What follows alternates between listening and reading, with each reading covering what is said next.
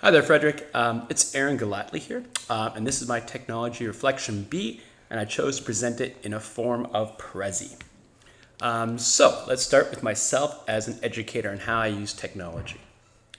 I use technology pretty prevalently in the classroom.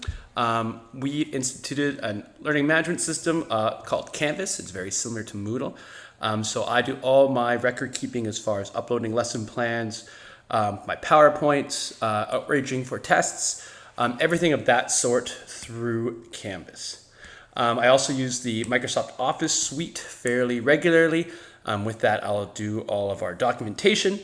The internet, of course, is a constant use. So I do all my research. Very reliant on the internet, actually, these days. I can't remember the last time I've actually had to go to books to look up a fact.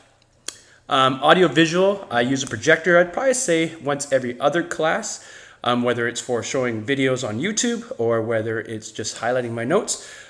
We have a very large projection screen, it's about 9 feet large, and I really do focus a lot of my presentation lectures on that. And then, of course, I use email for communication. So I have Aaron Galatly at Maria Montessori Academy email address that I use to communicate with all the parents. And I actually also use a Gmail account, Mr. Aaron at gmail.com, for communication with students. And administration has access to both of those. What I don't use at all is social media. So I don't have an Instagram account for the classroom. I do not have a Facebook account or any groups like that for the classroom. And that's kind of a mandate down from our office. It really is very aware of social media. So we avoid that in my class.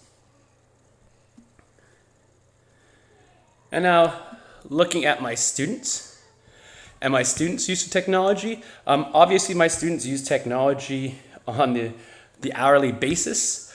For school, we also, of course, use the learning management system on that end. So they use Canvas almost every day. So not only do they hand assignments in, see the rubrics, write tests, they also do a lot of collaboration on Canvas. So they'll share group assignments and there will be a lot of discussions online through that. Similarly, our school provides Office Suite to students as well. So they can do all of their typing and everything like that, as PowerPoint building and even Excel programs all through our Office programs. And then for school, of course, they use YouTube and the internet. So whether it be finding relevant videos and TED Talks or just searching and looking for research, that's quite often used. In the personal setting, for a lot of times they use it for messaging, of course, both on their phones and on their computers. Social media is very big with students. Music and video services, so that's YouTube as well as things like 8Tracks, and a lot of kids use it for gaming.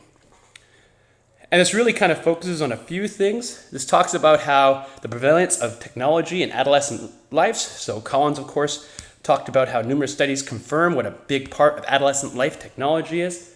And of course, it also confirms the type that they use. So Collins also took a note of the fact that instant messaging, blogging, computer networks, movies, and music are very common. I would say when I'm talking to my students, I don't really see blogging as much anymore. So I don't know if that's because the study is a few years old, and maybe that's something that's gone past, but that wasn't mentioned by my students. When looking at my colleagues, we are the senior school. I teach grade 9 to 12, and the middle school is grade 7, 8. But below that level, there's really quite limited use of technology. We're going to go talk about that at the very end here.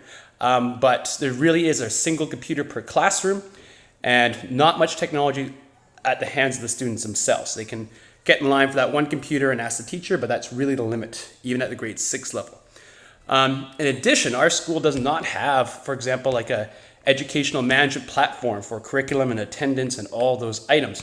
They actually do everything by hand or in the Microsoft Office format. So emails are sent out to each and every student for attendance. So it's very time consuming. So we're a little bit out of date in that way, that's for sure. And that's something we're looking at trying to upgrade as soon as possible.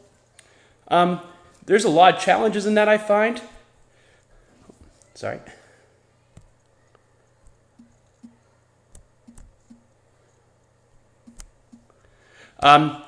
in the fact that we're not alone in that many studies have shown that technology is everywhere. It's not really being used in schools frequently enough. And so I'm glad to say we're not alone, but I think as a group, we all need to get better on that. And one of the big barriers, I think, with my colleagues is that there's no emphasis of training at our school. I think a lot of my co-teachers have been out of school for a number of years, and we do not put like an emphasis on Pro D for technology, which I think we really need to do. We only actually have one technology teacher in the whole school that goes preschool to grade 12, and they're also a part-time librarian and our tech person for fixing things, so they're very busy. So they don't have the opportunity to train us, and I really think that's one of the main reasons that we are a little bit behind still, is that fact we haven't made the proper investment into technology. We're looking at our mandates of the school and provincial. For school, there's actually very few guidelines have been provided by the school. At the teacher level, myself and my high school colleagues have created a technology policy for our classrooms, but that's not a school mandate, that was a class mandate. We do teach digital literacy and stewardship, so we definitely have speakers come in once or twice a year to talk about smart internet use and how to spot like phishing scams, and we call him the white hatter. So he tries to teach all the safety about hacking and all those items. Additionally, although many public schools fall under the Freedom of Information and Privacy Act, because we're an independent school, we actually fall under the Personal Information Privacy Act. And that's actually a lot less stringent, for better or for worse. And really all it kind of emphasizes is the idea of informed consent, that we tell people what we're doing as far as technology use and how their information might be used. And so with that, we do send out a waiver for the use of the Google software that we use in school all the time, and parents sign that away, and we're able to use that software suite. So BC, I know, does have quite strict privacy laws normally, but they seem to not apply too strictly to independent schools.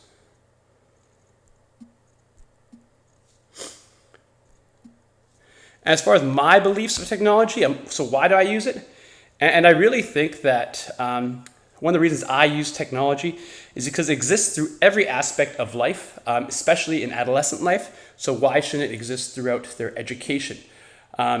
Technology is everywhere, and I think our use of it should mirror the real world a lot. I teach at a Montessori school, and like one of our big focuses is accurately reflecting what the real world is like, and I really think that, especially at the high school level, that means more use of technology. And also, I'm quite comfortable with technology. I'm certainly by no means well-trained. I've grew up around computers, and so I'm always kind of quite relaxed around them. So again, that's supported by research. That another factor is that critical self-efficacy, so the belief in themselves. So I tend to feel more relaxed when trying or adopting new software. Now, one thing I said we'd go back to is how my school views technology, and do my beliefs align with my school? It's not really. So at Montessori, we really believe in the use of concrete manipulatives at the younger levels. So we have a wide variety of tools. We don't call them games, but as far as like counting through beads and blocks and ticket exchanges. And this is all based on a philosophy that was basically around since the 1920s. And not a lot has changed in how classrooms are run, especially at the lower levels. So we still don't see very much usage. Teachers don't use screens in the classrooms at that level, and they still record all their notes by hand. And so I think that really kind of contrasts with how I run my classroom, because I definitely have a paperless environment. All my students have to have computers. The administration supports us. They see this as a graduation in the older years, that they're more able to handle technology. But I'm not sure it's necessarily correctly reflective, just because the children will see technology use at their house their entire lives. I don't see how that changes just because they're at school. Additionally, administration allows us to use programs like Canvas and other LMSs and items like that, but they themselves don't really know how it works. It's kind of just left up to ourselves and our little high school wing to run it.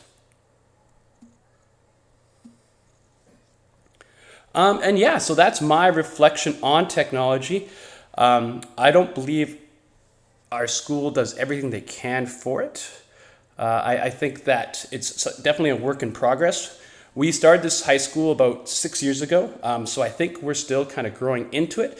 But I do definitely see the need for us to address how we can align the Montessori philosophy and its love of simplicity and manipulatives with the technology of today. And my references are just over here. So thank you very much for listening. And yeah, I'll talk to you soon. Thank you.